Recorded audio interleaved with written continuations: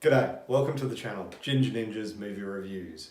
I am the Ginger Ninja, and these are my movie reviews. If you're new to my channel, thank you very much for tuning in, stopping by and checking it out. It is truly appreciated. And of course, all my returning viewers and my existing subscribers, and of course, new subscribers, don't forget to hit that subscribe button. Thank you very much for your continued support. Again, it truly is appreciated. Now, if you're wondering what I'm doing here and what I'm going on about, well, all through September, I've been looking at the sawfilm franchise, and we are up to the last two in the franchise, given that Saw 10 is coming out later on this month. So all through the month, we've been checking them out for SAWtember. Now, we're up to Jigsaw. This one came out in 2017. It is directed by the thespierigbrothers, who have done some phenomenal movies. If you haven't seen them, make sure you check it out. You've got Undead, Daybreakers, Winchester, a whole bunch of films. Definitely recommend them. They're great Aussies. Now, the film itself stars Tobinbell, Matt Passmore, Callum Keith Rennie, Hannah Emily Anderson, Clay Bennett, Laura Vandervoort, Brittany Allen, Mandela Van Peebles, Paul Brownstein, hopefully I'm pronouncing that right, and many, many more. Now, Jigsaw is the 8th installment in the long-running Saw franchise, and this film aimed to revive a series that had lost some of its luster after several sequels. But did it? Well, let's find out. Now, I will be discussing plot specifics and spoilers, so if you haven't seen this one, you've been warned. Now, I just want to take a moment and discuss the opening of this Blu-ray. This is my Blu-ray here, and I will give you a look at it, but this is going to be one of the creepiest looking Blu-ray menus I have seen, like without a doubt. The way it goes through these different faces, all done up as a jigsaw, and I will try and pop it up on the screen if I can in full. If not, I'll tack it on at the end of the video, so stick around to then. But yeah, it's just like, look at that. That is super creepy, right? Anyway, back to it. So this is my Blu-ray copy here. Not a bad copy. It's very much, it is what it is. Like, there's not a lot to it. There's some special features, but yeah, that's creeping me out. Anyway, so directly from IMDb, bodies are turning up around the city, each having met a uniquely gruesome demise. As the investigation proceeds, evidence points to one suspect, John Kramer, the man known as Jigsaw, who has been dead for over 10 years. Okay, so we're going to get right into this one with the cast. And one of the greatest strengths of the previous Saw films was its character development. But Jigsaw somewhat suffered in this department. The characters in Jigsaw are a mix of new faces and familiar ones. Tobinbell reprises his role as John Kramer, despite his character's death in earlier films. Now, I say death, and I did say spoilers, so yeah, he is dead. But they kind of retcon some of this, and Saw is known for that. Like, its previous films injected new characters into the previously existing narrative. But anyway, look, Tobinbell's performance is one of the highlights of this film. I love his character. I love his portrayal of the character. It's really good. He does bring depth and complexity to a character who is both a remorseless killer and a philosopher of sorts, obsessed with teaching his victims the value of life. However, the victims, the group of 5 people who find themselves trapped in a barn, don't have the same depth or development as some of the earlier characters in the series. That's not to say they're not good, and that is the problem with a lot of these characters, is they have done pretty shitty things. So you want them to suffer, but you also want them to live.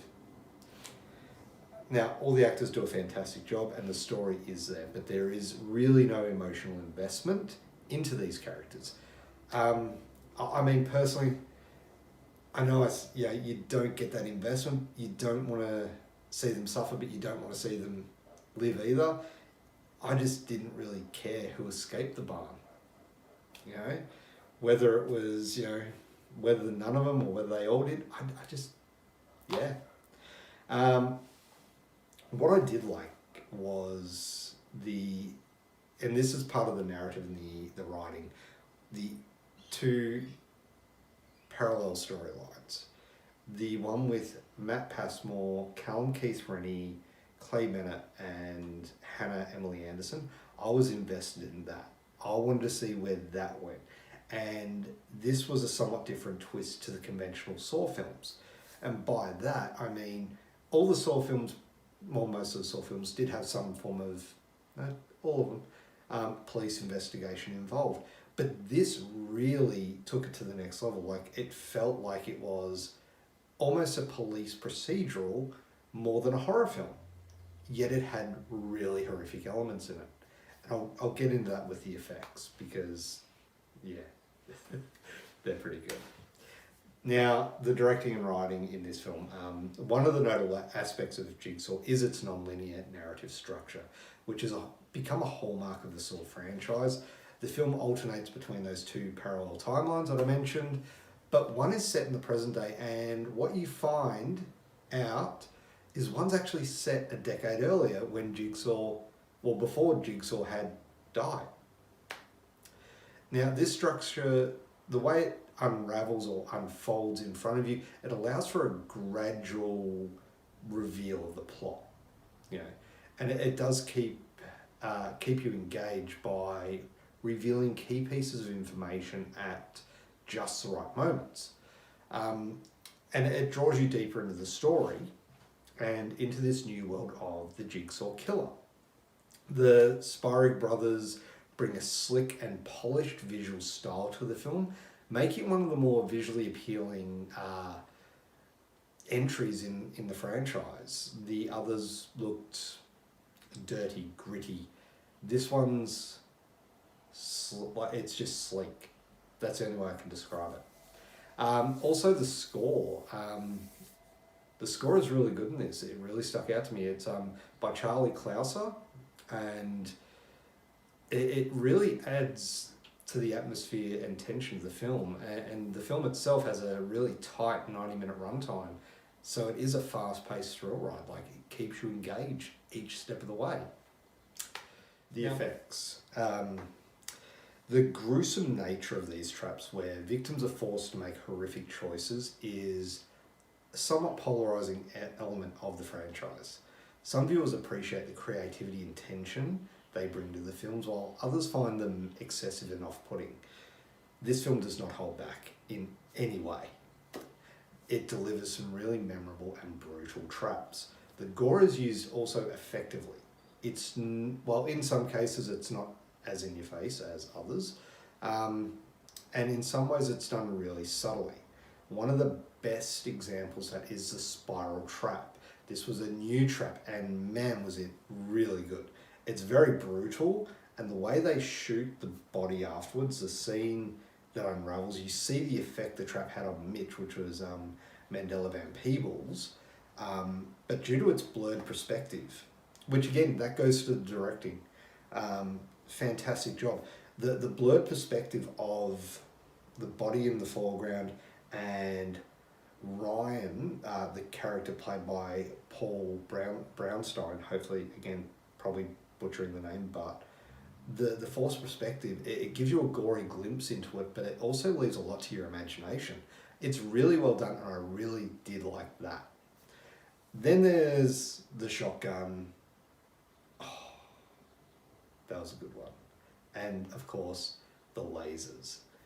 First time lasers have been used in the Saw film franchise, and they did not disappoint. That was just like a bloody bouquet of gore right there. Yeah, they did not hold back on that. Rewatchability. Now, rewatchability, Jigsaw is a mixed bag. It does attempt to breathe life or new life into the Saw franchise with its non-linear narrative, inventive traps, and the return of tobinbell as Jigsaw. With a more polished look, a focus on the police investigating the bodies that are turning up, which, yes, I know it's always been a part of the series, but this just felt different. For me, this is a really solid entry into the franchise as a whole. Overall, one of the criticisms often levied against Jigsaw is that it fails to capture the same level of psychological tension and moral dilemmas that made the earlier Saw films more intriguing, and I have said that through all my previous reviews. As they progressed, it became a little bit more difficult to capture that same lightning in a bottle, especially when it's compared to the original. However, these traps are still inventive, but they do lack the same philosophical weight and emotional stakes. The film's attempts to inject new twists and surprises into the narrative, which I did enjoy, but it's just an attempt to rejuvenate the series. Did it do that? Unfortunately not. No, I don't think it did reignite the franchise. Otherwise, we would have had another one in 2018, 2019, 2020. Instead, we need to wait till 2021. And that it was going to be the next one I look at, which is Spiral. But as a score for this one, I would give Jigsaw a 7.5 out of 10. This is a really good entry and I really did enjoy it. Like I said, it does have it has its flaws, no doubt. But it's also an enjoyable film overall. I think it's got some really good parts to it, which I think, at least I think people should give it a shot. Anyway, I'm rambling on. I'm going to wrap this up because I need to do Spiral now. So anyway, have you seen this film? What did you think of it? Are these guys creeping you out as much as me? Because, that's pretty freaky turning around and seeing that. Anyway, thank you very much for watching. If you haven't already, please do give this video a thumbs up. Subscribe to my channel for future content. And if you haven't already, please do hit that notification bell so that way you're notified each time I do release a new video. Now, just a little bit of news for the channel. You may have noticed that last week there wasn't as many 60-second reviews. I have taken a step back from them for now. I am still doing them. However, with October coming up, I will be doing Spooktober, 31 Days of Halloween, which is where I will be doing a 60-second review every day of the month.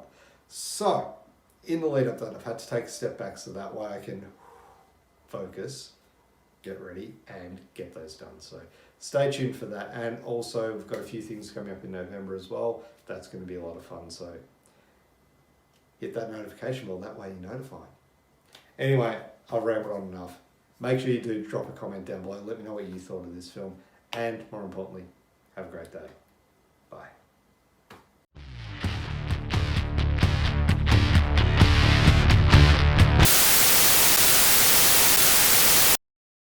Where victims are forced